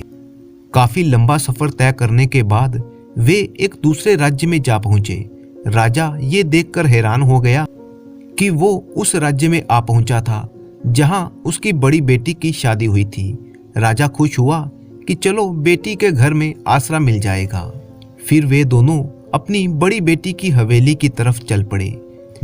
जब राजा अपनी बेटी के साथ बड़ी बेटी की हवेली पर पहुंचा तो बड़ी बेटी उन दोनों को देखकर बड़ी ही खुश हुई, लेकिन जब उसे सारी सच्चाई मालूम हुई तो वो उदास हो गई। अब राजा अपनी छोटी बेटी के साथ इस हवेली में रुक गया। उस रात राजा जब अपने कमरे में था तब उसे नींद नहीं आ रही थी। अचानक उसके मन में एक विचार कौंधा कि क्या उसने अपनी बेटी के घर में शरण लेकर ठीक किया है। एक आध दिन तक तो ठीक है, लेकिन मैं ज्यादा दिन तक अपनी बेटी के पास नहीं रुक सकता, क्योंकि ऐसा करने से मेरी और मेरी बेटी की जग हंसाई हो जाएगी। लोग क्या कहेंगे? इसीलिए यहाँ पर रुकना ठीक नहीं है। उसने फैसला कर लिया कि सुबह होते ही वो यहाँ से निकल जाएगा, परंतु उसे इस बात का भी पता था कि उसकी बड़ी बेटी आसानी से उसे यहाँ से जाने नहीं देगी। इसलिए राजा सुबह चुपचाप बिना किसी को बताए अपनी छोटी बेटी को लेकर हवेली से निकल गया। एक बार फिर से वे लोग दर बदर जंगलों में भटकने लगे। जब रात हुई तो वो अपने लिए आसरा तलाश करने लगे, क्योंकि जंगल में बारिश हो रही थी। जैसे तैसे उन्हें एक गुफा दिखाई दी और अंधेरे में वो उस गुफा के अंदर पहुंच गए। जब राजा ने कुछ ध्यान से देखा तो वो एक शेर की गुफा थी और शेर अंदर सो रहा था। ये देखते ही बादशाह ने अपनी बेटी को चुप रहने का इशारा किया और वे दोनों दबे पांव गुफा से बाहर आ गए। लेकिन उनके मन में इतना डर बैठ चुका था कि वे भागने लगे। उन्हें लगा कि कहीं शेर उठ बैठा और उनका पीछा न करने लगे। अब बारिश कुछ थमने लगी, परंतु वे लोग फिर भी भाग ही रहे थे। भागते भागते उनके पांव दुखने लगे। दौड़ते दौड़ते वो जंगल के एक ऐसे हिस्से में पहुंच गए जहां उन्हें एक झोपड़ी दिखाई दी। राजा को कुछ और समझ में नहीं आया। वो अपनी बेटी के साथ उस झोपड़ी के अंदर दाखिल हो गया। झोपड़ी के अंदर उन्हें एक बूढ़ा साधु दिखाई दिया जो उस समय समाधि में लीन था। इस बियाबान जंगल में एक इंसान को देखकर बाप और बेटी दोनों को कुछ हौसला हुआ। वो दोनों इस झोपड़ी में ही रुक गए। कुछ देर तक चुप रहने के बाद जब वो साधु अपने ध्यान से बाहर आया तो उसने उन दोनों को देखा। राजा अभी उस साधु से कुछ कहना ही चाहता था, लेकिन साधु ने हाथ के इशारे से उसे चुप रहने को कहा। राजा चुप ही रहा। साधु ने एक बार फिर से कुछ पलों के लिए आंखें बंद की और फिर वह उठा। राजा और उसकी बेटी को कुछ फल खाने के लिए दिए। फल खाकर राजा और उसकी बेटी की थकावट और भूख कुछ कम हुई, जैसे उनके मरे हुए शरीर में जान पड़ गई थी। साधु उन दोनों को देखकर मुस्कुराने लगा और फिर कहने लगा, मैं बहुत ही अच्छी तरह से जानता हूँ कि तुम दोनों बहुत ही मुश्किल समय से गुजर रहे हो। साथ ही साथ तुम्हारी बेटी बहुत ही अक्लमंद और समझदार है, जिसने तुम्हें ये सलाह दी थी कि तुम सपने में आने वाली उस औरत से कहो कि वह आज ही आ जाए। क्या तुम जानते हो राजा कि वो औरत कौन थी जो तुम्हारे सपने में रोज आती थी और पूछती थी कि मैं आज आऊं या कल आऊं? राजा, जो बड़ी ही हैरानी और ध्यान से उस साधु की बातें सुन रहा था, कहने लगा, जी नहीं, मैं नहीं जानता कि वो औरत कौन थी। तब साधु ने मुस्कुराकर कहा, असल में वो औरत नहीं, बल्कि तुम्हारा दुर्भाग्य यानी तुम्हारी बदकिस्मती थी, जो तुमसे रोज आकर पूछती थी कि मैं तुम्हारी जिंदगी में आज आऊं या कल आऊं। उसके कल का मतलब तुम्हारे आने वाली जिंदगी आगे की जिंदगी से था, यानी तुम्हारे बुढ़ापे की जिंदगी से। वो विपत्ति तुम्हारे जीवन पर मंडरा रही थी, मगर मुझे खुशी है कि तुम्हारी बेटी ने उसे खूब पहचाना और तुम्हें सलाह दी कि तुम आज ही आ जाओ। जानते हो आज का मतलब क्या था? राजा ने इनकार में सिर हिला दिया। साधु ने राजा की बेटी की तरफ देखा और मुस्कुराकर जवाब दिया, इसलिए कि आज तुम जवान थे, तुम में इतनी हिम्मत और इतनी ताकत थी कि तुम उस विपत्ति का सामना कर सको। लेकिन शायद तुम्हारे बुढ़ापे में अगर वो विपत्ति तुम पर आती तो तुम में वो हिम्मत ना होती। इसीलिए तुम्हारी बेटी ने तुमसे कहा कि उस औरत से कहो कि वो आज ही आ जाए। क्यों बेटी, मैंने ठीक कहा ना? राजा की बेटी ने सिर झुकाकर कहा, जी साधु महाराज, आपने बिल्कुल ठीक कहा। फिर साधु ने राजा की तरफ देखकर कहा, तुमने अपने बुरे समय को आज ही बुला लिया और उसे सह भी लिया, लेकिन अगर तुम बुढ़ापे में इसका सामना करते तो सह नहीं पाते। साधु ने कहा, राजन, अब तुम्हारे लिए एक शुभ समाचार भी है। तुम्हारा बुरा समय अब खत्म होने वाला है। तुम्हारे अच्छे दिन आने वाले हैं। तुम्हारी हारी हुई सेना के सेनापति ने अपनी ताकत को जमा करना शुरू कर दिया है। उसने अपने सभी सैनिकों को एक बार फिर से इकट्ठा कर लिया है। इस ताकत को जमा करके वह एक बार फिर से अपने राज्य को वापस हासिल करना चाहता है। तुम्हारे वापस पहुंचने तक मुझे पक्का यकीन है कि वो अपने राज्य को वापस हासिल कर भी लेगा। एक बार फिर से वो नए हौसले के साथ दुश्मन का मुकाबला कर रहा है और तुम्हें ये जानकर खुशी होगी कि तुम्हारे कुछ पुराने मित्र भी उसकी मदद कर रहे हैं, यानी तुम्हारे पड़ोसी राज्य के राजा जो तुम्हारे मित्र रह चुके हैं, वह अपनी सेना के साथ तुम्हारे सेनापति की सहायता कर रहे हैं। तुम्हारे लिए खुशी की बात यह है कि तुम्हारा राज्य तुम्हें वापस हासिल होने वाला है। ये बुरा वक्त खत्म होने वाला है। ये बात सुनकर राजा बहुत ही खुश हुआ। उसने साधु का धन्यवाद किया, उनको प्रणाम किया और फिर अपनी बेटी को लेकर वापस अपने राज्य की तरफ लौट गया। अपने राज्य की तरफ वापस जाते समय उसके मन में कुछ संदेह भी था कि क्या उसको अपना राज्य वापस मिलेगा। उसकी सेना जो एक बार हार चुकी है, क्या वो दोबारा अपना राज्य वापस हासिल कर सकेगी? दिन रात चलते रहने के बाद कई सप्ताह बीत गए। तब राजा अपने राज्य में पहुंचा और वो ये देखकर हैरान रह गया कि उसकी सेना ने उसके राज्य को वापस हासिल कर लिया था। दुश्मन राजा को हराकर उसे मार मार कर वहां से भगा दिया गया था। राजा की सेना और उसके सेनापति ने राजा का बहुत ही स्वागत किया और पूरे सम्मान के साथ राजा को राज सिंहासन पर बिठाया गया। राजा के मित्र राजा ने भी उसे बहुत ही बधाई दी, क्योंकि इस मित्र राजा की सहायता से ही राजा को उसका राज्य वापस मिल सका था। राजा को उसके सेनापति और उसके मित्र राजा ने बताया कि कैसे उन्होंने हार चुकी सेना के सिपाहियों को एक बार दोबारा इकट्ठा किया, उनकी ताकत को एकजुट किया और फिर दुश्मन राजा पर हल्ला बोल दिया। और इस तरह से उन्होंने एक बार अपने राज्य को दोबारा हासिल कर लिया। राजा ने अपने सेनापति और अपने मित्र का धन्यवाद किया और साथ ही साथ अपनी बेटी का माथा चूम लिया और कहने लगा, बेटी, तुम्हारी समझदारी की वजह से ही मैं इस बुरे समय का मुकाबला कर सका हूँ। अगर शायद मैं बुढ़ापे में होता तो ये सब कुछ नहीं कर सकता था। बेटी कहने लगी, पिताजी, मैंने अपनी बुद्धि के अनुसार जो भी ठीक समझा वही आपको बताया। इसके बाद 1 महीना बीतने के बाद राजा ने अपनी बेटी की शादी अपने वीर, बहादुर और वफादार सेनापति के साथ कर दी। कई दिनों तक राज्य में खुशियां मनाई गई। इसके बाद राजा ने अपना राज सिंहासन अपने दामाद और बेटी को सौंप दिया और खुद ईश्वर के भजन में दिन गुजारने लगा।